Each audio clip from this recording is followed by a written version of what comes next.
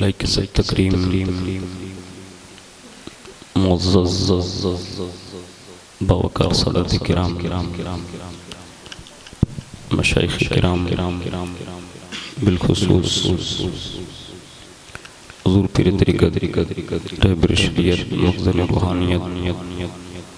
گل گلزار قادریت حضرت علامہ مولانا الحاج سید محمد اقبال حسین باپو قادری الجیلانی دامت برکاتہم القدسیہ مدرس علم شمس تبریز ہونا ارد العزیز مدح رسول حضور سیدی سرکار سید ایوب میاں باپو قادری الجیلانی دامت برکاتہم العالیہ دیگر معزز وقار برادران اسلام السلام علیکم ورحمۃ اللہ وبرکاتہ۔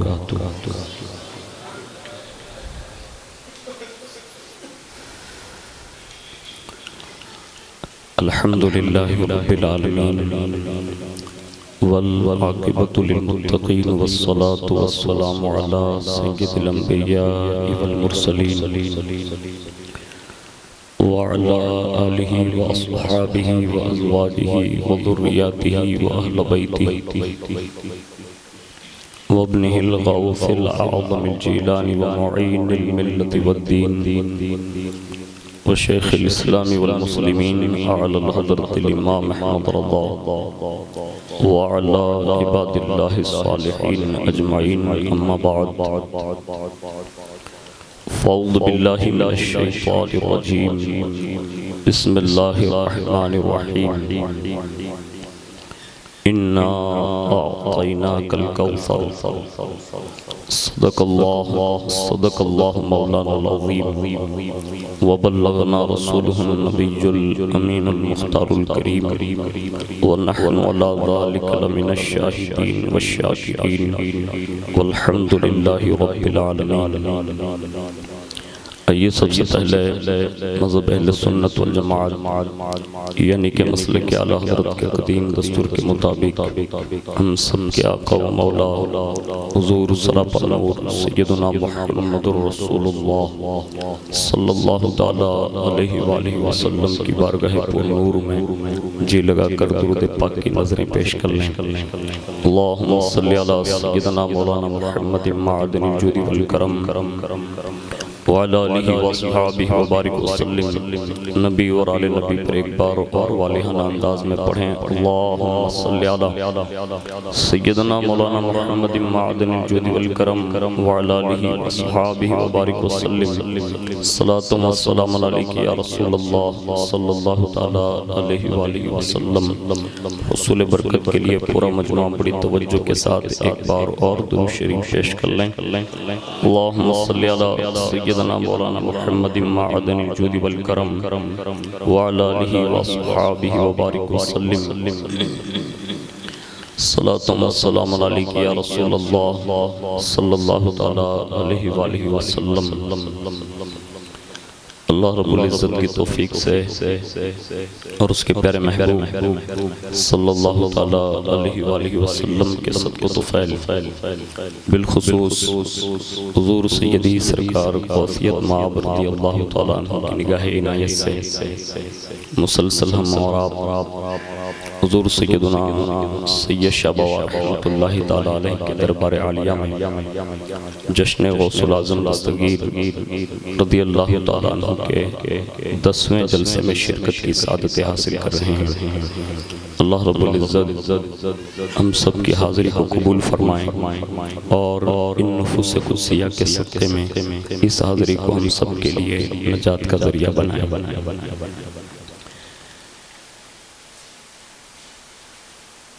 حضور سیدنا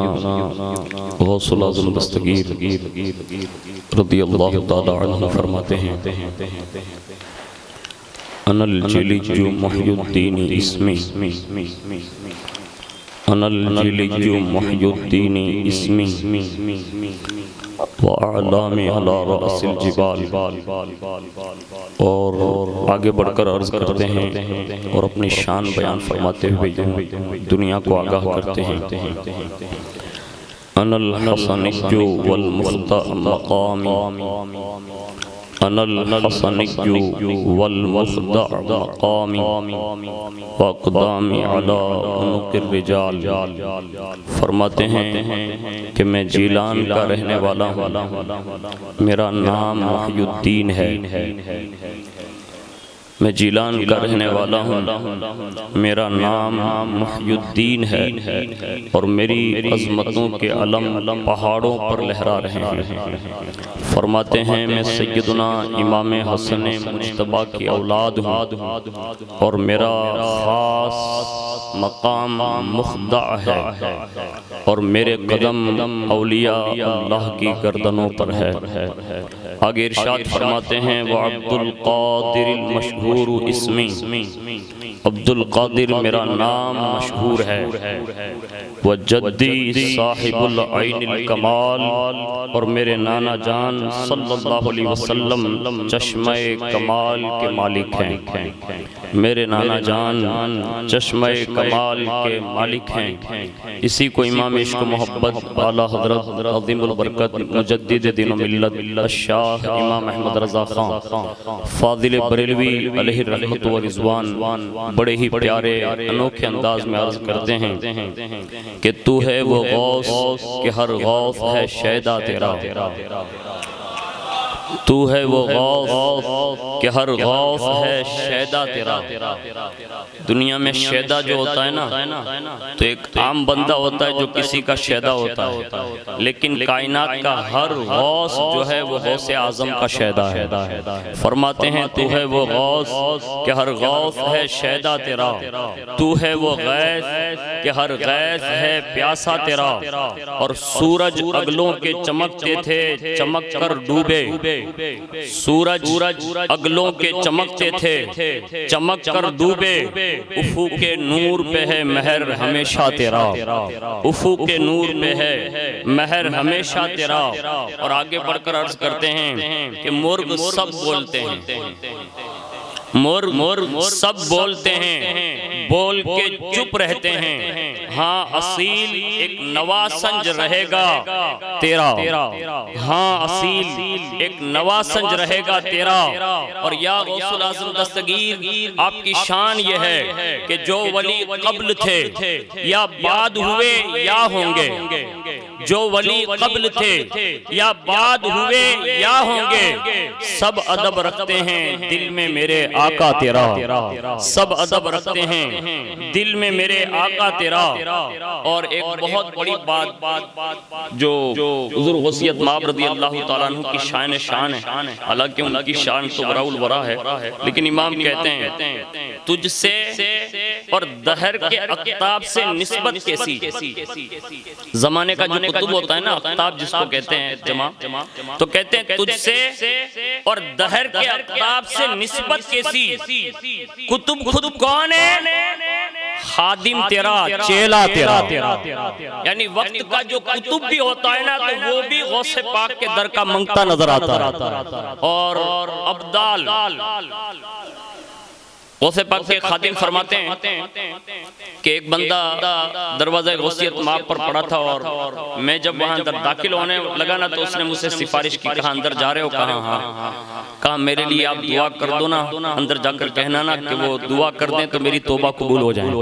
یعنی وہ مجھے معاف کر دیں۔ اب یہ بندہ اندر گئے، اور جیسے اندر پہنچے نا تو حضور غوث پاک کی بارگاہ میں دست بستہ عرض کیا کہ حضور ایک بندہ باہر بیٹھا بیٹھا رو رہا ہے اور بڑا تڑپ رہا ہے، آپ کرم فرما دیں۔ کہا کیا ہوا؟ کہا بڑا تڑپ رہا ہے، یہ کہہ رہا ہے کہ میں آپ کے پاس ان کی سفارش کر دوں، آپ معاف فرما دیں۔ اللہ حضور غوث پاک رضی اللہ تعالیٰ عنہ نے ارشاد فرمایا، کہا انہیں جانتے ہو؟ کہا حضور نہیں۔ کہا یہ 7 ابدالوں میں سے ایک ابدال ہے، 7 ابدالوں میں سے ایک ابدال ہے۔ آج ان کو اجازت ملی تھی کہ وہ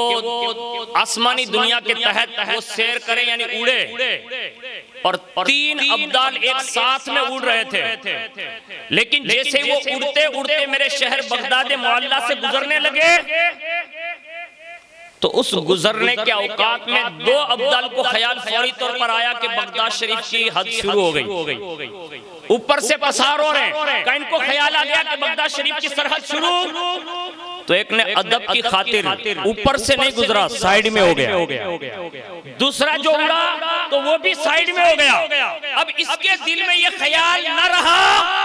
اور اس کے دل میں یہ بات آ گئی کہ میں بھی ابدال ہوں، یہ دل میں بات آئی۔ غوث پاک فرماتے اسی وقت میں نے ایک نظر کی نا تو اس کو پٹک کر زمین پر رکھ دیا۔ یعنی ابدالوں سے بھی اگر کوئی چیز چھین سکتے ہیں تو وہ حضور غوثیت مآب چھین سکتے ہیں، اور وہ دینا بھی جانتے ہیں، اور دینے پر اگر آ جائے نا تو مجوسی کو بھی ابدال کے درجے پر فائز فرماتے ہیں۔ تو یہ حضور غوث پاک رضی اللہ تعالیٰ عنہ کی شان ہے۔ اور اقطابوں کی ایک شان ہوتی ہے کہ اکثر و بیشتر آپ نے حج کے جو واقعات سنے ہوں گے نا تو پتا چلے گا کہ اقطاب جو ہوتے ہیں نا ان کی پہچان اکثر حرم میں ہوتی ہے، یعنی مکہ معظمہ میں اکثر لوگ دیکھتے ہیں، اور اکثر بزرگوں نے اس کے واقعات بیان کیے۔ لیکن ان اقطابوں کی شان یہ ہے جو امام کہتے ہیں سارے اقطاب جہاں کرتے ہیں کعبے کا طواف،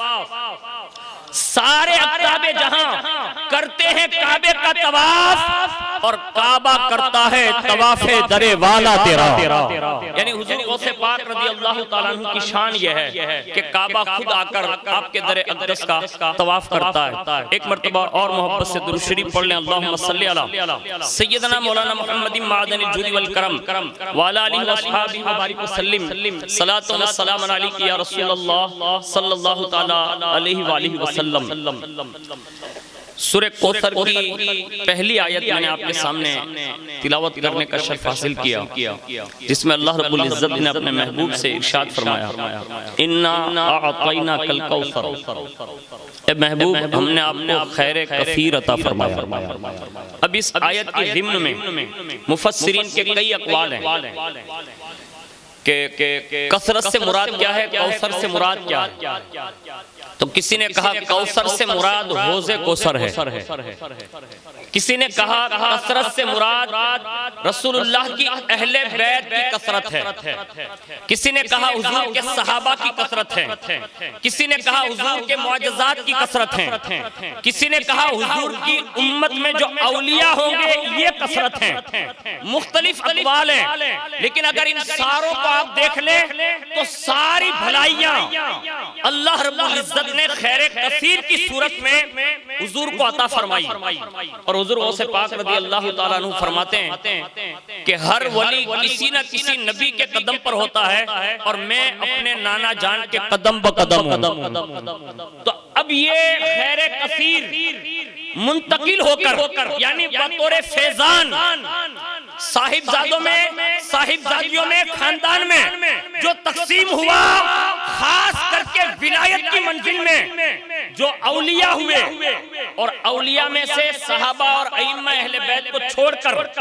جو ولی جس پر یہ لفظ ولی جس پر صادر آتا ہے، اس میں سب سے زیادہ اگر ولایت کا اعلیٰ رتبہ کسی کو دیا تو وہ حضور سیدی سرکار غوثیت مآب رضی اللہ تعالیٰ، اور حضور صلی اللہ علیہ وسلم کی خیر کثیر کا حصہ انہیں یہ ملا کہ حضور کی امت زیادہ، حضور کے صحابہ زیادہ، حضور کی اہل بیت زیادہ، بلا تشبیہ اور تمثیل کے حضور کا فیضان یہ ملا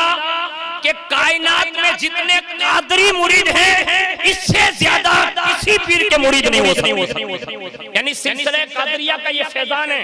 جو حضور غوثیت مآب رضی اللہ تعالیٰ عنہ کو عطا ہوا۔ اگر خیر کثیر سے معجزات مراد لیے جائیں تو کائنات میں جتنے اولیاء ہوئے سب کی کرامتوں کو ایک جگہ اکٹھا کر دو، ساری کرامتوں سے کثرت کے ساتھ اگر کسی کو سب سے زیادہ کرامتیں ملی ہیں تو وہ حضور سیدی سرکار غوثیت مآب کو کرامتیں ملی۔ تو یہ خیر کثیر کا ایک وافر حصہ حضور غوث پاک سے ملا۔ ہم اکثر سنتے ہیں کہ حضرت سیدنا شیخ سید احمد رفاعی کبیر رحمت اللہ تعالیٰ علیہ یہ اپنے زمانے کے خانوادہ رفاعیہ میں جو سادات کا خاندان ہے، ہاں تو یہ بہت بڑے مرتبے پر فائز تھے۔ ان کا ہم نے واقعہ سنا ہوگا آپ نے کہ وہ حضور کے دربار میں گئے، سلام کے بعد عریضہ پیش کیا تو حضور نے اپنا دست انور باہر نکالا۔ یہ بڑا مشہور ہے، لیکن میں یہاں رک کر حضور غوثیت مآب رضی اللہ تعالیٰ عنہ کے حوالے سے کوئی معاذ اللہ یہ کبھی تصور نہ کرے، بلکہ حضور غوثیت مآب رضی اللہ تعالیٰ عنہ کی تربیت بھی کما حقہ یہ تو ظاہری طور پر تعلیم امت کے لیے ہیں اور تعلیم مریدین کے لیے ہیں، ورنہ پس پردہ حقائق کی روشنی میں آپ اگر تصوف کی دنیا میں جن کو یہ معلومات ہوں ان سے آپ پوچھیں حضور غوث پاک کی روز ازل سے لے کر دنیا میں تشریف آوری اور تشریف آوری کے بعد صبح قیامت تک کے لیے آج بھی اگر انہیں جو کچھ بھی دیا جاتا ہے نا وہ ڈائریکٹ دربار نبوی سے دیا جاتا ہے، ہاں لیکن بظاہر آپ کو تعلیم کے لیے بغداد بھیجا گیا، آپ نے بڑی صحبتیں اٹھائی، بڑے مصائب اٹھائے اور بڑی تکلیفیں اٹھائی، یہ صرف ہماری تعلیمات کے لیے ہیں، ورنہ حضور غوث پاک رضی اللہ تعالیٰ عنہ کا رتبہ اتنا بلند و بالا ہے کہ میں آپ کو حضور غوث پاک رضی اللہ تعالیٰ عنہ کی محبوبیت کا درجہ جو حضور کی بارگاہ میں، جیسے یہ واقعہ ذہن میں رکھیں اور یہ واقعہ سنیں کہ حضور کے دربار سے حضور غوث پاک جو چاہتے تھے حضور فوری طور پر انہیں انعام کے طور پر عطا فرماتے اور بڑی شان سے عطا فرماتے ہیں۔ حضور غوث پاک رضی اللہ تعالیٰ عنہ فرماتے ہیں کہ مجھے اللہ نے یہ موقع عنایت فرمایا کہ میں دربار رسالت مآب صلی اللہ علیہ وسلم میں حاضر ہوں اور ان کی حاضری کا ادب سنا۔ بڑے لوگ تھے لیکن بڑی بارگاہوں میں جب حاضر ہوتے تھے تو بڑے مؤدب ہو جاتے تھے۔ اب غوث پاک سے بہتر ولی کون ہو سکتا ہے؟ لیکن وہ جب نانا کی بارگاہ میں گئے اور رسول اللہ کے روضہ انور کے قریب سے مطلب گزرتے ہوئے اپنی نیاز مندی کا اظہار آپ نے یوں عرض کیا، ذنوبی کا موج البحری بل ہی اکثر کمثل الجبال کمثل الجبال الشمی بل ہی اکبر ولکن عند الکریم اذا افا جناح من البعوض بل ہی اصغر۔ رسول اللہ کے دربار میں پہنچے نا تو پھر یوں عریضہ پیش کیا، عرض کرتے ہیں یا رسول اللہ میرے نانا جان میرے گناہ سمندر کی جاگ سے بھی زیادہ ہے، اللہ، حالانکہ وہاں گناہ کا تصور نہیں لیکن پھر بھی بڑی بارگاہ میں جا کر انہوں نے یہ ادب کے جملے پیش کیے اور عرض کیا کہ حضور اگر میرے گناہوں کو دیکھا جائے تو پہاڑ سے بھی بڑے ہیں، لیکن اگر رحیم و کریم معاف کر دیں تو یہ مچھر کے پر سے بھی زیادہ چھوٹے ہیں۔ دوسرا جملہ کہا، بارگاہ رسالت کا ادب سنیں، پھر حجرہ اقدس کے بالکل قریب جب پہنچے نا تو یوں مناجات کی، فی حالت البعد روحی ارسلوها تقبل الارض انی وہی نائبتی وہذہ نوبت الاشباح قد حضرت فامدد یمینک کئی تحظى بہما شفاتی۔ اے میرے نانا جان ہمیشہ جب مجھے آپ کی یاد ستاتی نا تو میں اپنی نائب بنا کر اپنی روح کو آپ کے دربار میں بیچ دیا کرتا تھا، یعنی جن کی روح رسول اللہ کی بارگاہ میں بار بار حاضری دیتی اور یوں عرض کرتے ہیں کہ نانا میری روح آپ کے دربار کا بوسہ دے کر واپس پلٹتی تھی، اور عرض کرتے ہیں کہ اس مرتبہ میں اپنے جسم کے ساتھ اپنی روح کے ساتھ حاضر ہوں۔ عبد القادر کی تمنا یہ ہے کہ جیتے یہ جاگتے ہوئے آپ اپنا دست اقدس باہر نکالیں تاکہ آپ کا بیٹا عبد القادر آپ کے دست کا بوسہ دے لیں، یعنی ہاتھ مبارک کا بوسہ دے لیں۔ حضور غوث پاک کا بھی اتنا عرض کرنا تھا، اسی وقت رسول اللہ صلی اللہ علیہ وسلم کے مقدس روضہ انور سے باقاعدہ دونوں ہاتھ باہر آئے اور حضور غوث پاک رضی اللہ تعالیٰ عنہ نے دست اقدس کو بوسہ دیا۔ اب یہ ایک واقعہ ہے جس کو میں نے ابھی نشاندہی کی، ابھی اس کو یاد رکھیں، وہاں ایک ہاتھ دیا، اس وقت بھی غوث پاک موجود تھے، اس وقت بھی غوث پاک موجود تھے، ایک ہاتھ دیا، اور یہاں حال یہ ہے کہ انہیں تمناؤں کے بعد بڑی مدت کے بعد انہیں ایک بار دست بوسی ہے، اور یہاں غوث پاک عرض کرتے ہیں کہ حضور میرا جب جی چاہتا تھا نا میری روح آپ کی بارگاہ میں حاضری دیتی تھی، اور جب ہاتھ کو دست بوسی کی بات کی نا تو دونوں ہاتھ باہر کیے، اور رسائی کتنی ہے معلوم ہے؟ یہ تو صرف اور صرف حقیقی معنوں میں حضور کے دربار میں جو غوثیت مآب کی رسائی ہے کائنات میں کسی ولی کی اتنی رسائی نہیں۔ اس کو میں ایک بہت بڑے سلسلے کے بزرگ جسے دنیا حضرت سیدنا جلال الدین بخاری جہاں گشت رحمت اللہ تعالیٰ علیہ کا اپنے نام سنا ہوگا، بہت بڑی شخصیت ہے، اور خاص کر کے حضور غوثیت مآب رضی اللہ تعالیٰ عنہ کی بارگاہ سے انہیں بڑا فیض میسر ہے، وہ سنیں۔ خود حضرت سیدنا سید جلال الدین بخاری رحمت اللہ تعالیٰ علیہ کہتے ہیں کہ مجھے اپنے مرشد برحق حضرت سیدنا شیخ عبداللہ حاتفی قادری قدس سرہ العزیز کی بارگاہ میں چند سال گزارنے کا مجھے موقع ملا، اور جب موقع ملا نا تو قادری فیضان سے مجھے اتنا نوازا وہ فرماتے ہیں کہ میں نے ایک بار عریضہ پیش کیا، میں نے کہا حضور قادریت کے فیضان سے مجھے بھی نواز دیں۔ اب انہوں نے ایک توجہ کی، کہا جاؤ یہ دے دیا، بس ابھی یہ توجہ کرنا تھا۔ اب فرماتے ہیں کہ اس کے بعد میں جیسے اپنے گھر گیا اور گھر جا کر جیسے میں مراقبے میں ہوا نا، اسی وقت میں نے سنہری جالیوں کے سامنے اپنے آپ کو پایا۔ یعنی فیضان قادریت اگر کسی کو نصیب ہو جائیں اور صرف توجہ مل جائے تو گھر بیٹھے بیٹھے اگر وہ مراقبہ کرے تو ڈائریکٹ دربار رسالت تک رسائی ہو جاتی ہے۔ اور یہ وقت کے بہت بڑے بزرگ ہیں، ان کے مریدین میں بھی بڑے بڑے لوگ ہوئے، لیکن یہ فیضان قادریت کا صلہ یہ ملا کہ انہیں حضور کی بارگاہ تک رسائی ملی۔ لیکن وہ فرماتے ہیں کہ پھر میرا یہ روزانہ کا معمول رہا کہ روزانہ مراقبہ کرتا، حضور کی بارگاہ تک حاضری ہوتی، یعنی روزہ رسول تک۔ پھر آگے فرماتے ہیں کہ میں نے اچانک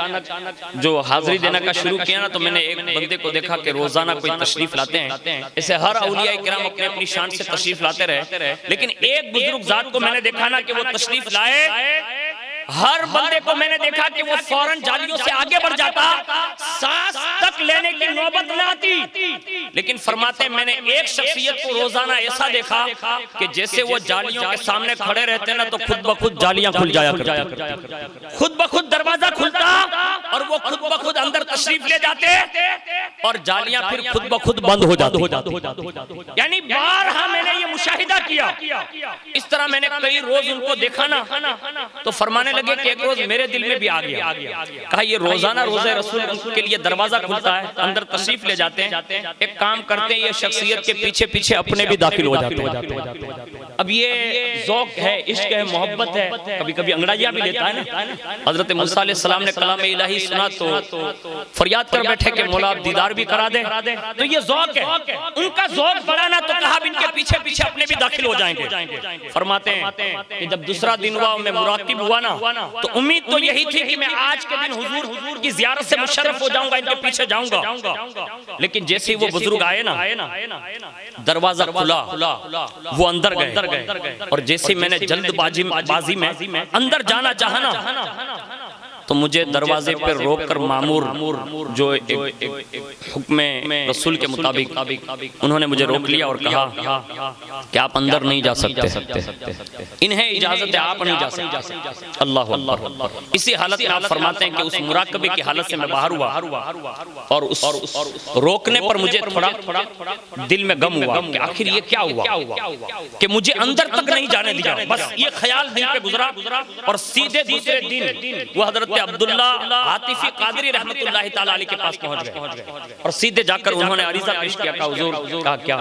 کہا کل رات میں نے جو مراقبہ کیا نا، کہاں ہوں؟ کہا در رسول تک تو روزانہ کی حاضری تھی، کہاں ہاں؟ کہا آج بڑا عجیب واقعہ پیش آیا۔ کہا کیا؟ کہا روزانہ ایک بزرگ کو تو جاتے دیکھتا تھا، لیکن آج میں نے اس بزرگ کے پیچھے قدم بڑھایا نا تو مجھے روک لیا گیا، مجھے اندر نہیں جانے دیا، اور اس کا بڑا غم ہے مجھے،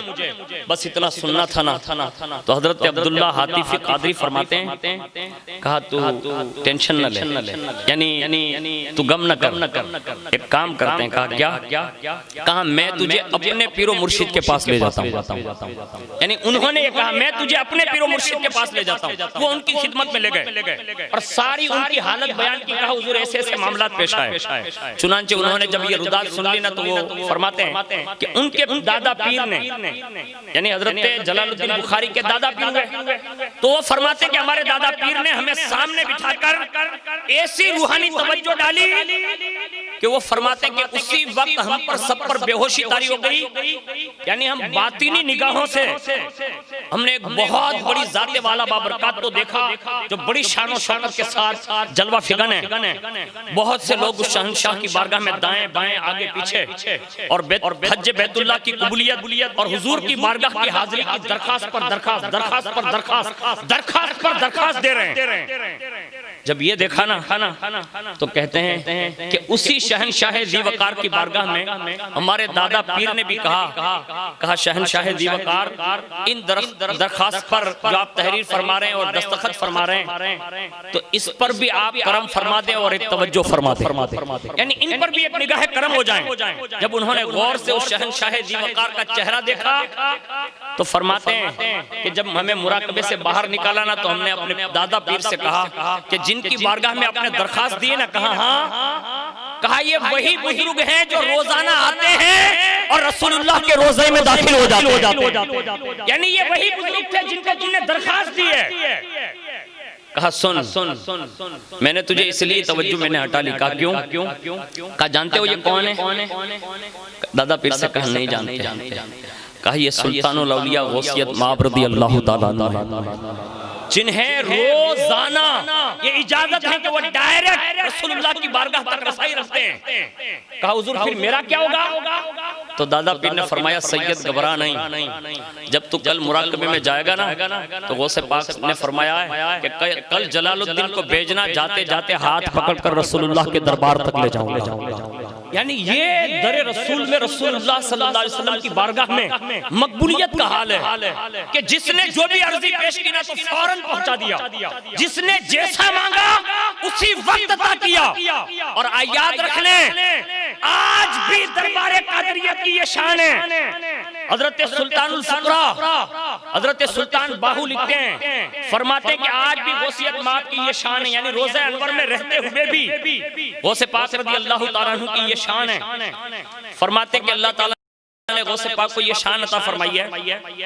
کہ روزانہ ڈیلی سروس حضور غوث پاک رضی اللہ تعالیٰ عنہ اپنی شان کم از کم اپنے تمام معتقدین، تمام مریدین، یہاں تک کہ خاص وہ اولیاء کبار ان تمام کو ایک نظر دیکھتے ہیں اور اس کے بعد فرماتے ہیں کہ جب سب پر نظر ڈال دیتے ہیں نا تو فرمانے لگے ایک مرتبہ درود شریف پڑھ لیں، اللہم صلی علی سیدنا مولانا محمد معدن الجود والکرم وعلی آلہ واصحابہ وبارک وسلم صلاۃ و سلام علیک یا رسول اللہ صلی اللہ تعالی علیہ وآلہ وسلم۔ ایک نظر ڈالتے ہیں اور تمام مریدین اور معتقدین میں سے کم از کم بعض مرید ایسے ہوتے ہیں جنہیں معرفت اللہ عطا فرماتے ہیں، بعض ایسے ہوتے ہیں جسے مشرف حضور محمد مصطفیٰ کرتے ہیں، اور آگے فرماتے ہیں کہ اگر حقیقی معنوں میں آج بھی کوئی غوث پاک کے اس تصرفات اور اختیارات کو دیکھے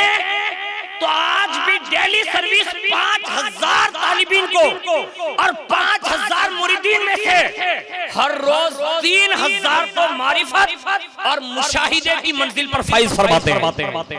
اور فرماتے ہیں روحانیت اللہ میں غرق کر دیتے ہیں، اور 2000 مرید ایسے ہوتے ہیں جسے ڈائریکٹ مجلس محمدی تک رسائی کرا دیتے ہیں۔ 5000 لوگ ایسے ہیں کہ جنہیں روزانہ کے لیے غوثیت مآب رسول اللہ کی خاص مجلس میں پہنچاتے ہیں، اور رسول اللہ کی مجلس کیا ہے؟ ابھی میرے ایک عامل سے بات چیت شروع ہے اور بہت بڑے وہ عامل ہے، وہ فقر جو ہوتا ہے نا اس کی باتیں وہ کبھی کبھی کرتے ہیں۔ ان سے میں نے پوچھا کہ آپ کوئی عمل نہیں بتا سکتے؟ تو انہوں نے کہا کہ دعا بھی کرو نا تو مجلس محمدی کی دعا کرو۔ تو میں نے پوچھا ان سے کہ یہ مجلس محمدی ہے کیا؟ تو انہوں نے برجستہ کہا رسول اللہ کی مجلس جب سجتی ہے نا تو 1 لاکھ کم و بیش 24,000 انبیاء کرام کی حاضری آتی ہے، یعنی یہ سارے کے سارے انبیاء اور رسولہ نظام موجود رہتے ہیں۔ میں نے کہا یہ اتنی بڑی تعداد؟ تو کہا آپ کو معلوم ہے سانسیں جو ہماری چلتی ہیں ہم دن بھر میں کتنی سانسیں لیتے ہیں؟ میں نے کہا نہیں۔ کہا بندہ جو سانس لیتا ہے نا دن رات، کہا ہاں۔ کہا اس کی تعداد بھی 1 لاکھ اور کم و بیش 24,000 ہے، اور انہوں نے یہ فرمایا کہا یہ سانس بھی اگر چلتی ہے نا تو یہ نبوی پاور سے چلتی ہے،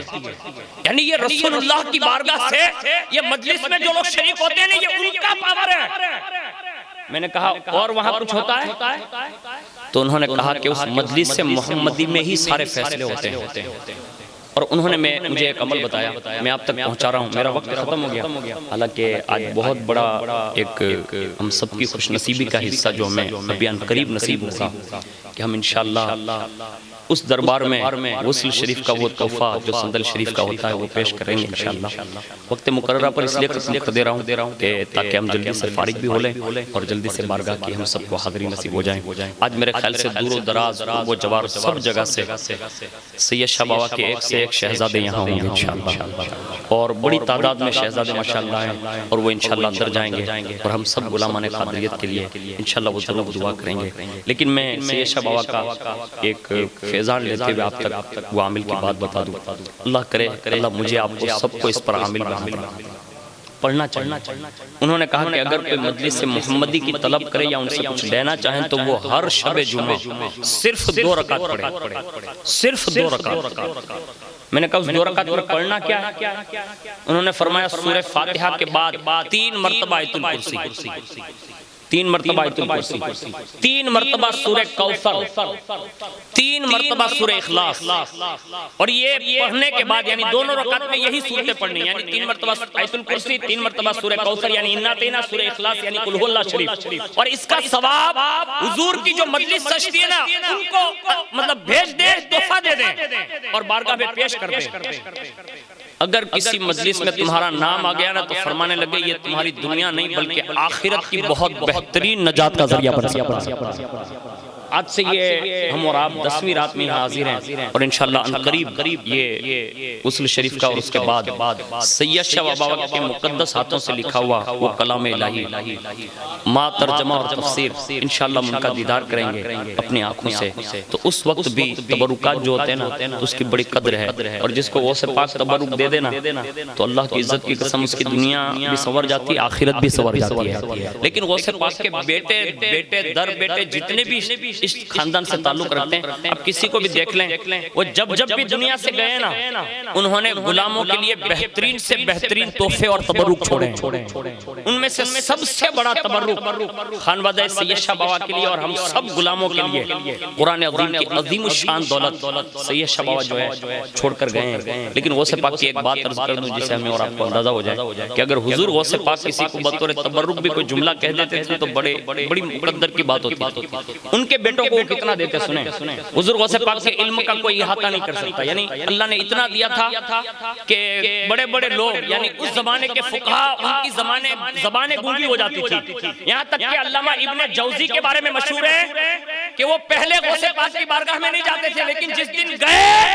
تو ہمیشہ کے لیے دربار غوثیت کے ہو کر ہی رہ گئے، یعنی بڑے سے بڑے لوگ بھی اس دربار میں جانے کے بعد منگتے نظر آئے۔ اب حضور غوث پاک کے علم کی تو بات ہی بہت نرالی ہے، لیکن صدیوں کے بعد جب اپنے پوتے در پوتے کو بھی بھیجا نا تو اس شان سے کلام الہی کا ترجمہ کیا کہ دنیا آج بھی پڑھ کر اش کر رہی ہے۔ تفسیر ایسی فرمائی کہ پڑھنے والے ان کی علمی جلالت کو آج بھی قرآن دیکھ کر محسوس کر رہے ہیں۔ جب ان کے قلم کا یہ حال ہے تو ان کے حال کا عالم کیا ہوگا، ان کی زبان کا عالم کیا ہوگا، ان کی چال کا عالم کیا ہوگا، ان کی زندگی کا عالم کیا ہوگا۔ اور جب ولی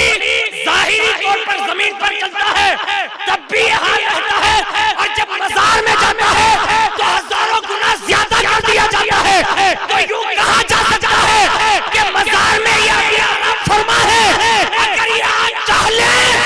تو اپنے کسی بھی بیٹے کے لیے انتخاب کر لینا تو یہ علم سے وہ بھی سرفراز کر سکتے ہیں،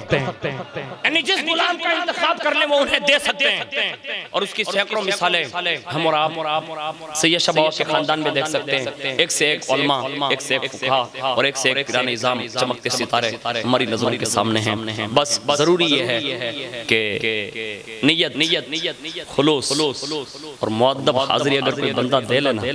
تو یہاں سے پھر کیا نہیں ملتا۔ اس لیے کوشش یہ کریں گے کہ انشاءاللہ صلاۃ والسلام کے بعد یا دعا کے بعد نیاز شریف کے بعد جب بھی آپ کہیں بڑے اطمینان سے ادب کے ساتھ رہیں گے انشاءاللہ تو اس کی بڑی روحانیتیں ہیں اور بہت بڑا دربار ہے۔ یہ جب ان کی بارگاہ میں سارے شہزادے پیش ہوں گے تو یہ قبر میں آرام فرماتے بغداد معلی اور اپنے دادا جان کی بارگاہ میں ہم سب کے لیے یہ کرم فرمائیں گے۔ اللہ تعالیٰ مجھے کہنے سننے سے زیادہ عمل کی توفیق عطا فرمائیں اور ہم سب کو دامن قادریت سے وابستہ فرمائیں، اور اللہ رب العزت اپنے خاص فضل سے ہمیں زندگی بھر غلام قادری رکھے،